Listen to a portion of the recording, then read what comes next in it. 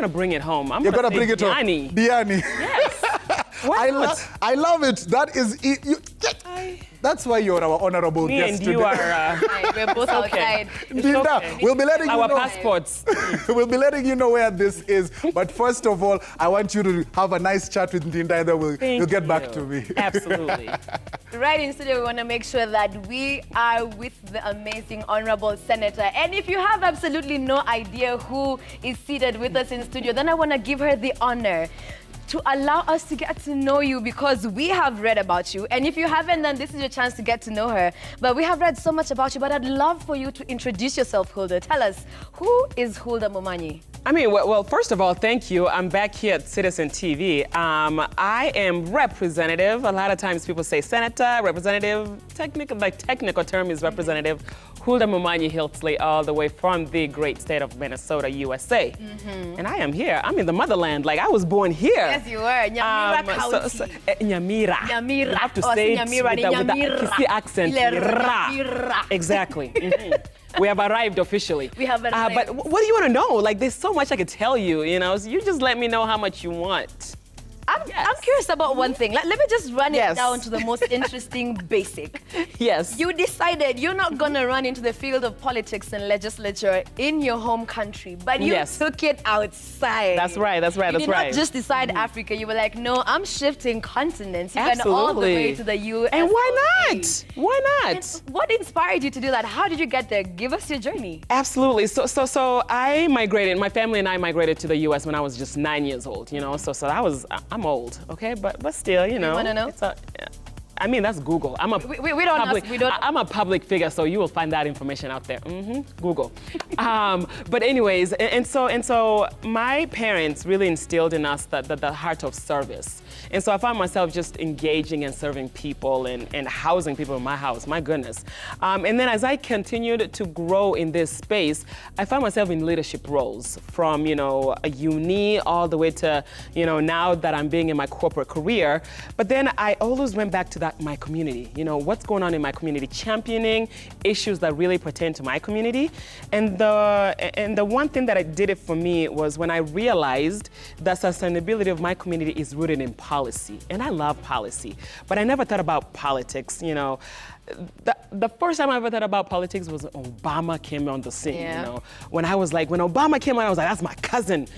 We're not related, but my friend, Maze, you're Kenyan, you're my cousin, you're my auntie, you're my grandmother, you name it. We're all the same. That's how I got into like, hey, his father is Kenyan, I'm Kenyan, all right. That's how I started. And then the more I got engaged, the more I realized we need more people to be in this space, especially people who look like me. Because you don't see a whole lot of people like me. That's why we made history as being the first Kenyan born. Not Kenyan American, but Kenyan born, right, to be elected. And so that's how I found myself in this space, just championing, you know, community, you know, issues and realizing that I need to be at the table making decisions for our people, right? And I ran. The first time, nobody knows when you don't, let me tell you, when you don't win, nobody knows you exist. Nobody knew that I ran for Senate in 2022. I lost. I was depressed for a few months. And then my team reminded me that, look at here, you belong in this space. So 2024, I ran again, took the lessons learned, and here I am. Congratulations on actually making it through the journey. Most people would actually have like sat down and they're like, you know, this is not for me, and not stuck it out, but you did. Thank you. And I think one of the things that has actually stood out from what you've been mentioning is community, and that's one of the pillars of your leadership forum. And I'd like for you to tell us a bit more about the Kenyan community that you've built, and not just that, but also the diapers initiative as well. Like, I'd like for you to tell us a bit more about those Absolutely. Two things. Yeah. So for me, I think, you know, when you're rooted in who you are as an individual, how do you identify yourself? And America is this country of a melting pot of cultures. And so we've gotten to the point where, you know, we're starting to embrace ourselves. When I first moved to America, you know, it was this whole thing of, you gotta assimilate. And then now, Africa is the new it thing, right? And I'm over here like, yes, I'm African, I'm Kenyan, I'm Kisi, you know, all of that. And I was fortunate enough to have parents who instilled in me the value of identity. you know, really embracing who I am as a Kisii woman, as a Kenyan, you know, and so for me, it was really easy to, you know, maintain my culture, and then also now going back to my community and saying, hey, wake up, you know. First of all, we have to have a different mind shift, because as Africans in general, we do 3 things really well. Number 1, we go to school, we go to church, and go to work. We do. Those 3 things. Perfect. Anything outside of that, especially in the diaspora, akuna. We are busy minding those 3 things. And then when I realized that politics and the fact that we are not coming back to the African continent. Think about it. Most Kenyans now, we are bearing our own back there. We're not bringing, you know, our own here. Back home, and when you bring your kids back here, what do they say? Take me back where? To the U.S. Take me back to the States. Take me back home. Home is there. Yes. And so that's when I realized, and then I had my own kids, and I was like, I'm building here, I'm investing here, I have a home here. What are we doing? You know, and so that's when I started to talk to my community and say, we gotta have a different mind shift. That we are raising our kids here, we're investing here. I'm not saying don't invest here in Kenya. Please do. But please mind where your family is. Because a lot of us do what? We build mansions. Many of us have good mansions here, but who's living in those mansions?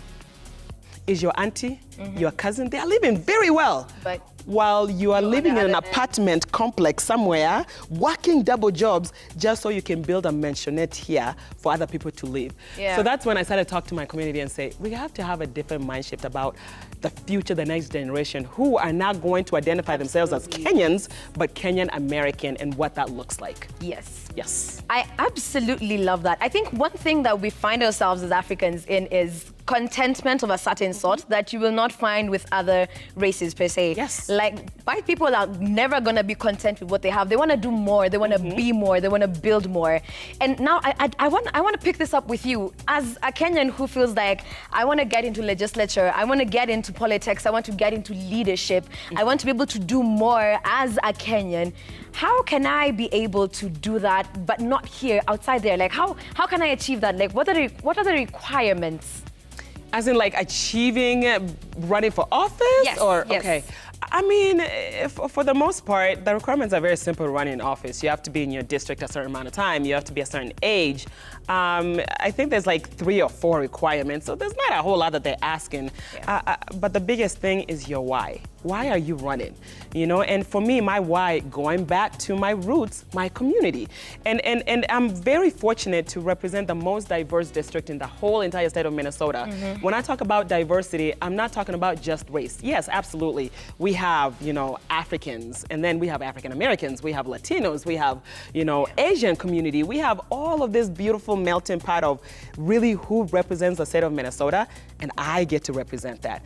And so for me, it's not about, yes, I proud myself to be Kenyan, but at the same time, you know, I am privileged to represent the most diverse, you know, groups of cultural just diversity that makes up my district and the fabric of the state of Minnesota. And to marry all of that and to convince all those people to vote for me, you know, is also rooted in my culture. Because a lot of times, you know, when you come from a different country to America, there's that thing that binds you together.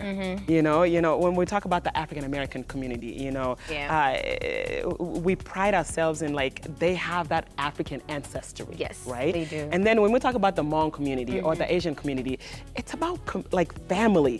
When you look at the Kenyan community, it's about family. So there was a lot of this, like, togetherness and finding common ground, and then just kind of building on listening to people, listening to my constituency and what matters to them. And when I did that, I realized we all want the same thing, right? We want a safe community. We want strong schools for our kids. We want good health care. We want all of these things. But how we want it looks slightly different from each individual person.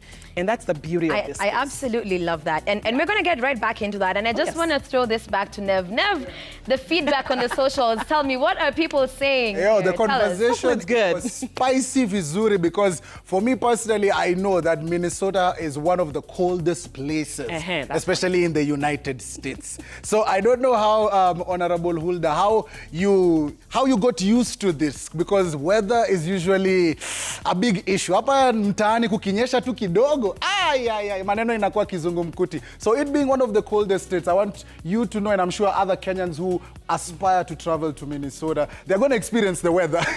So how would you tell them this is the best ways to, you know, is it 10 jackets, is it 10 socks, or is there other ways to cope with all the above? Get your 10 socks, get your 10 jackets. Yeah. Do not come in January. If it's the first time, you will never come back. Because January is cold. Negative 10, 15, 20. That is Fahrenheit. So what is that in Celsius? Hey. I say is cold. Yeah. But at the same time, I blame my mother and my father. They had 50 choices and a couple of U.S. territories, you know, like Puerto Rico, something. Yeah. They chose the coldest state. The one. But I must say that Minnesota has its advantages as well. You know, it's great to raise families there. The economy there is great. Yeah. And the population of immigrants. You know, when you're around your own people, you can manage, you feel the warmth, whether it is cold. Yes. But also, it is a state that has advanced to address that issue. Yeah. You know, for example, our, you know, downtown is connected by tunnels, and so you're not going to find yourself outside. So, for example, my bunge, right? Yeah. Like from my office to the Capitol where I have to sit on the chambers, I'm going through under tunnels, right? So I don't have to deal with the cold.